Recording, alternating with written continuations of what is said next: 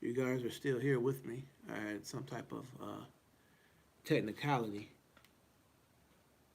on that stream, so I'm starting back over. So hopefully you get this.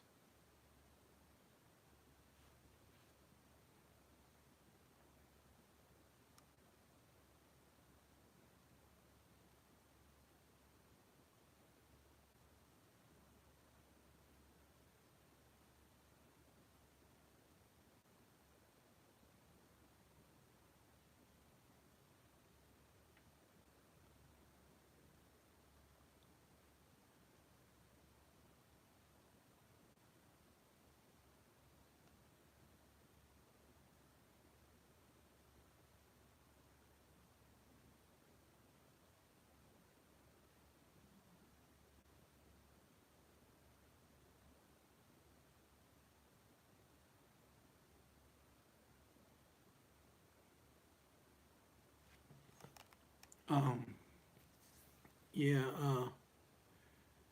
Hey, Jack. I appreciate you for sure, man. And please hit the thumbs up button on that YouTube right there. And so yeah, we were just talking about Mike Ware. You said Tank's A level counterpunch Shakur won't give openings. And then Mike Ware, you said 195 pounds max. Yeah, that's too much weight for Tank, man. He's too short. That would be way too much weight for him.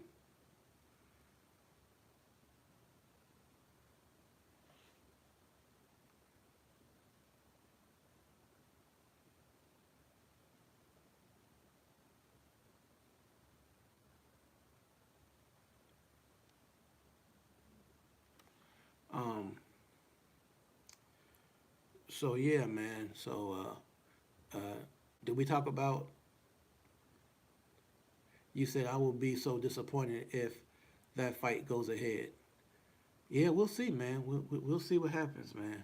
Um, there's definitely a lot of money that was invested, and like people said, even other boxers, I would say at least half of the actual boxers out there, they said, hey, for that type of money, they fight Jake Paul too.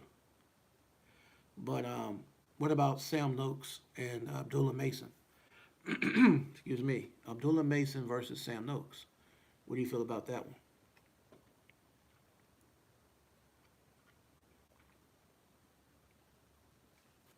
Because I've seen, speaking of Shakur Stevenson, we talked about him. I seen an interview. He said Sam Noakes was a formidable. He said, I don't know much about them guys. I'll send you some footage on Sam Noakes when we get off of the live.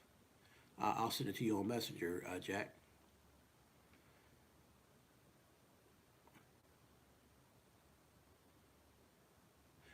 Mike Ware, you can't have all them supposed DV charges in 2025. Yeah, he got a lot going on, man. Yeah, unfortunately, Tank got a lot going on, but I'll just be keeping my eyes and my ears to everything that I can, as much as I can, around my work schedule. Just try to always tap in. But if you hear anything developing as far as the Tank Davis situation, send it to my messenger or my email. Email is ringwalkbp. I'll put my email in the chat when I get a chance. But just email me any information you get on anything new developing in regards to Tank versus Jake Paul.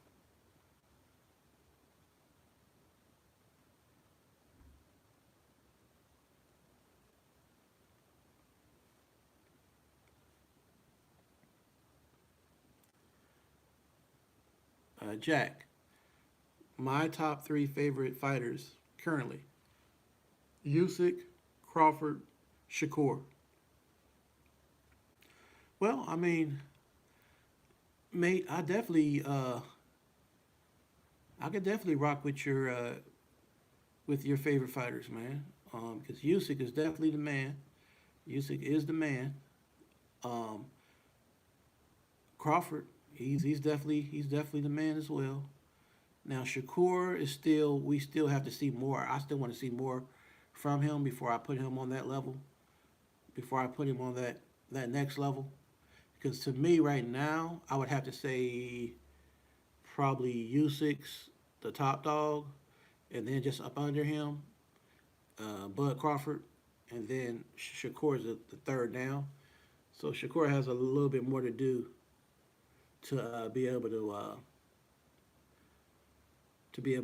know exactly just how good he really is. I mean, he definitely passes the eye test to an extent, but it's still kind of questionable in my opinion when it comes to Shakur Stevenson because there's certain style fighters I want to still see him fight. You know,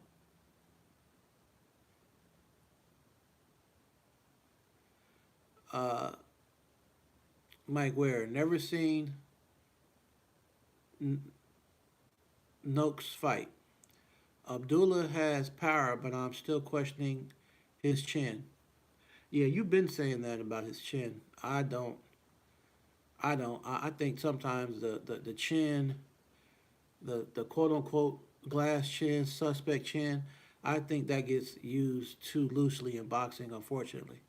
To me, you don't have a great chin if I always see you getting knocked out by average punching power or a person who's not really a knockout doesn't have a high knockout percentage and you're getting knocked out all the time by these different guys. But if you're getting hit by an actual puncher with a decent knockout percentage or decent power and you get back up, that to me is not necessarily a suspect or a glass chin.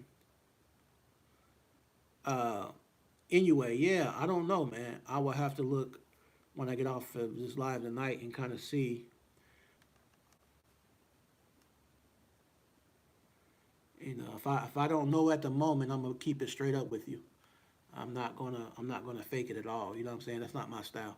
So as far as Inoue, man, like I said, when I get off this live, I'll look more into it to see kind of what the talks are in regards to him.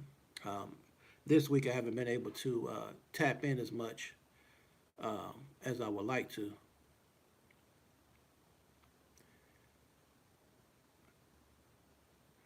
Jack, you said don't get me wrong.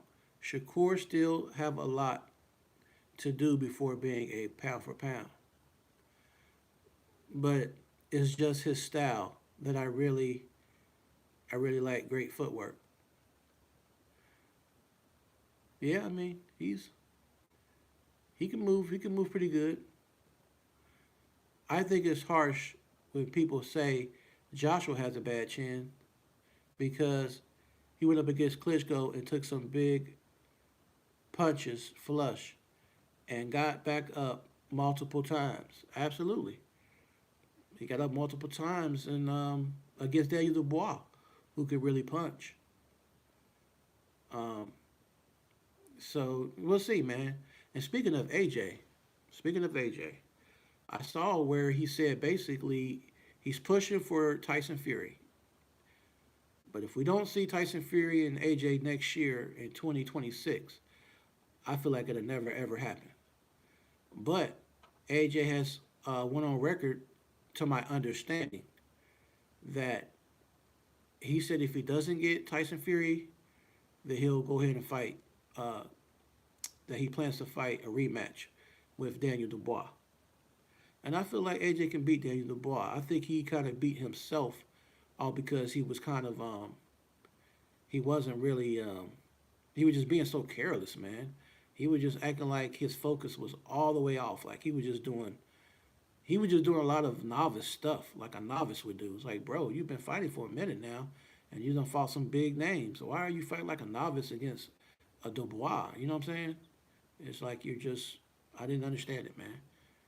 Your head and your face was right there in the center line the whole time, um, moving back in straight lines.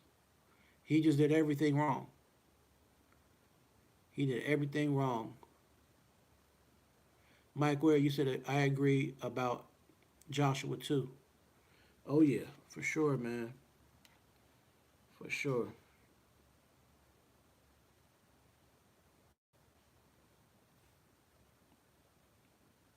Jack, you said, I don't know if AJ could beat Dubois now mentally.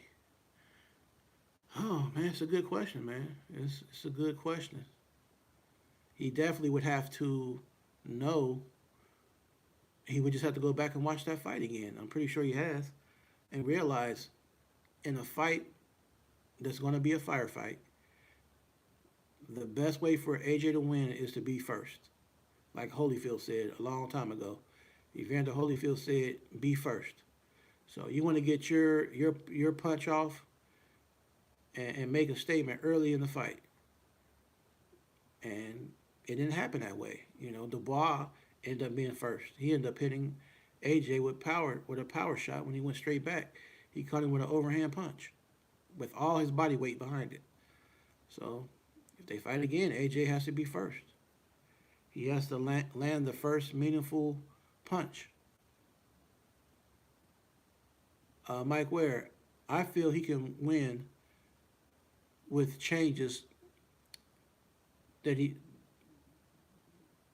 What changes does he need to make?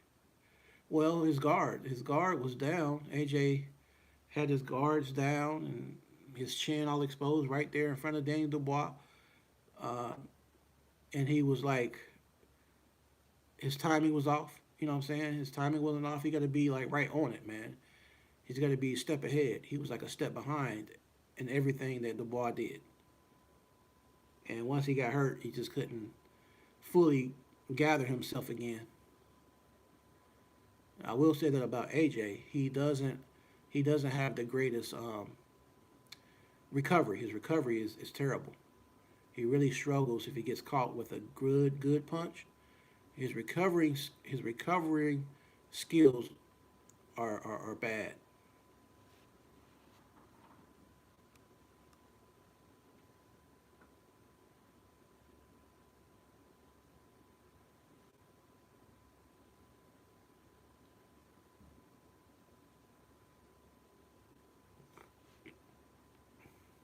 Um, Jack, you said to be honest. Now I think a few people could beat Joshua. He's had his time. Um, Jack, you said I think Antoma is a better boxer than Dubois with knockout power. Also, I reckon he could do Joshua early as well. Mike Ware, Dubois also may have lost confidence after the Usyk fight. Good rematch. Yeah, and that's what would make AJ versus. You made a good because AJ and Dubois are both coming off of knockout losses. Only difference was um, AJ got up multiple times, whereas Dubois he was knocked down in just a few rounds. So I think for them to fight each other, it's good timing because they're both coming back and climbing back after both being knocked out.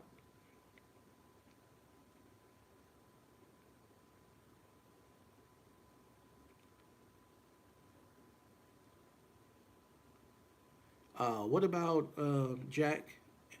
What do y'all feel about the Brian Norman Jr. versus Devin Haney? Devin Haney's been looking very slim and trim in his workout videos.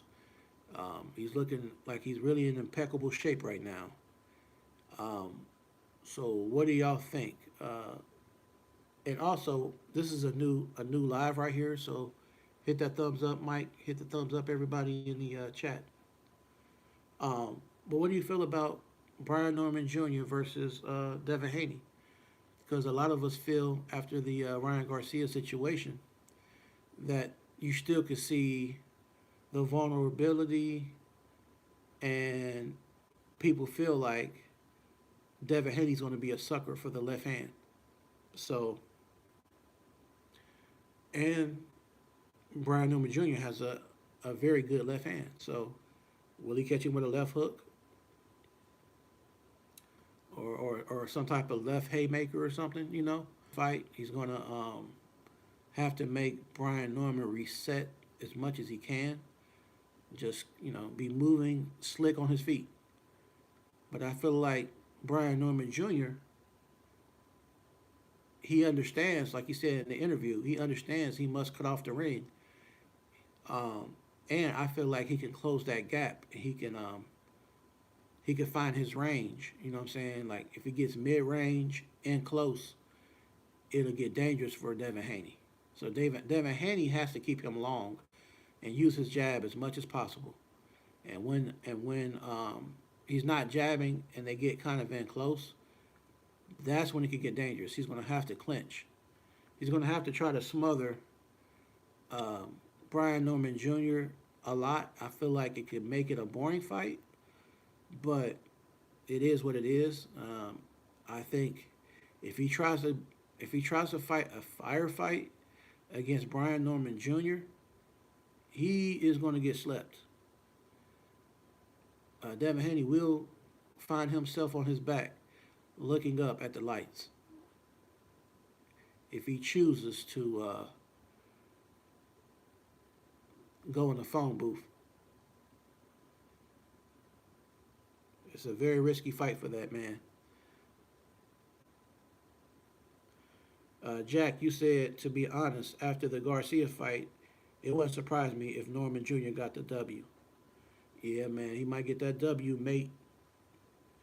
Jab Queen, salute to you.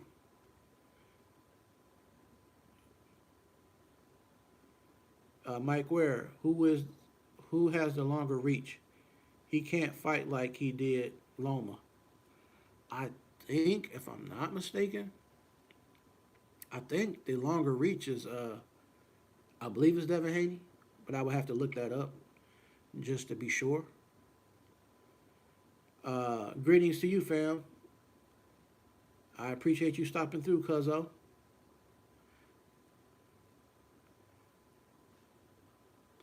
So, so what y'all think about that?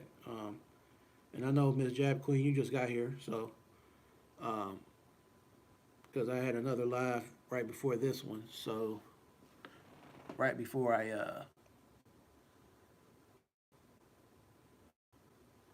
before we uh before we end this tonight, I ain't gonna be on here much longer. But basically, it was,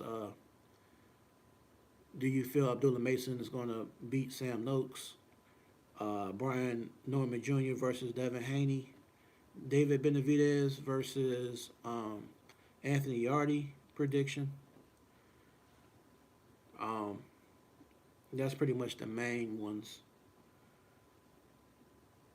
I was talking about tonight.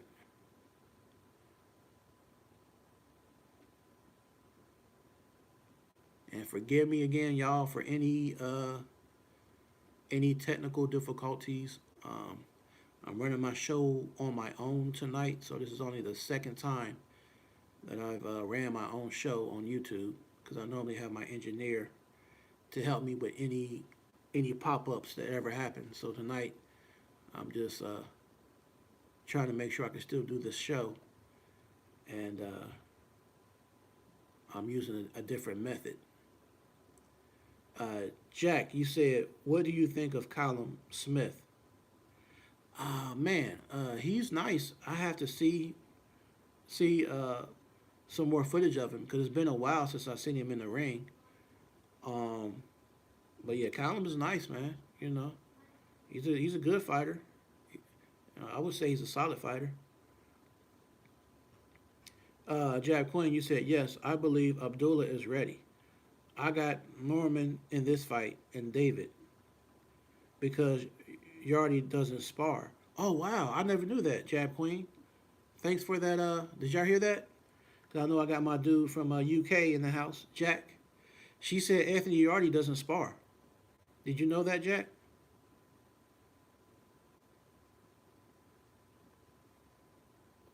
Um. Oh yeah, I appreciate you for sure, Cuzzo. I really do. Thanks for following through and everybody who came through. Please hit the thumbs up button, please.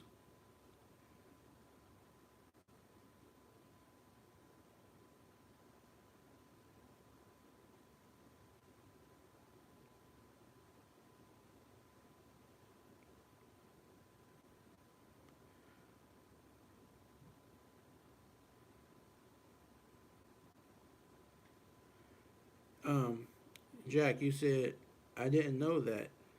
I thought everyone spars. LOL.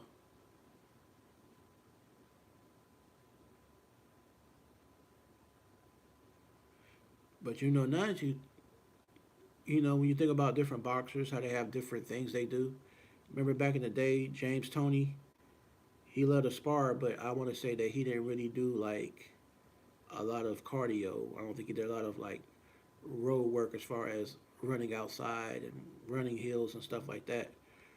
I think he was just always sparring or whatever, and that's probably why he is the way he is right now. When you hear him, speak or whatever. But shout outs to James Toney. He's definitely a legend.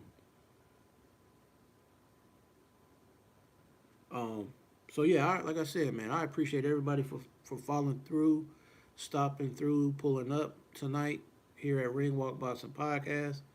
Um, I might do a live later on this week, you know, so just be on the lookout. I'll try to let people know on my post on FB if I'm gonna go live.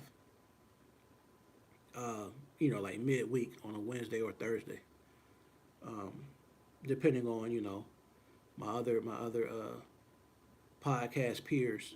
Some of them, if they go live on a certain night, I'll try to choose another night. So, for instance, if Jab Queen is going live on Wednesday, then I'll just try a Thursday or something like that, or a Tuesday.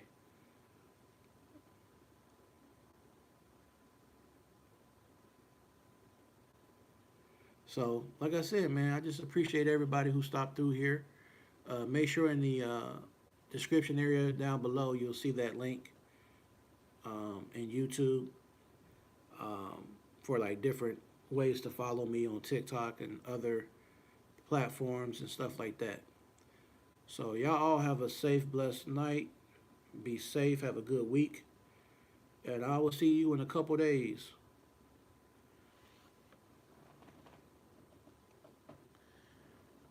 So, like always, I will catch you on the next round. Right?